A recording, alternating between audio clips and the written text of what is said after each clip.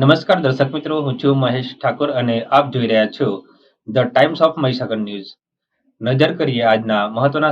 જાલોદ નગરપાલિકા વિસ્તારમાં આવેલ કબ્રસ્તાનથી કલજીની સરવાણીવાળો રસ્તો બિસ્માર હાલતમાં હોવાથી રિપેર કરવા બાબતે જાલોદ વહીવટીતંત્રને લેખિત રજૂઆતો કરવા છતાં તંત્ર નિષ્ફળ અને ભારે રોષ જોવા મળ્યો. સૂત્રો દ્વારા મળતી માહિતી મુજબ ગ્રામજનો દ્વારા રોડનું રિપેરિંગ કરતા જોવા મળે છે, જેમાં જાલોદ શહેરમાં આગામી 2, 3, 4 તારીખે ઇજ્તેમાનું આયોજન થવા જઈ રહ્યું છે, જેમાં જાલોદ શહેરના મુસ્લિમ અગ્રણીઓ દ્વારા જાલોદ નગરપાલિકા વિસ્તારમાં આવેલ કબ્રસ્તાનથી કલજીની સરસવાણી નીકળતા જર્જરિત રોડનું રિપેરિંગ અથવા તો નવીન રોડ માટે જાલોદના મુસલમાન ગાંચી દ્વારા જાલોદ નગરપાલિકાના ચીફ ઓફિસરને અને જાલોદ મામલતદાર સાહેબની કચેરીમાં એક લેખિત અરજી આપી હતી. છતાં તે અરજી આપ્યાને આજે 20 દિવસ થયા પણ અત્યાર સુધી એ અરજીને ધ્યાનમાં લીધી ન હતી અને રોડ પણ બનાવવામાં આવ્યો નથી.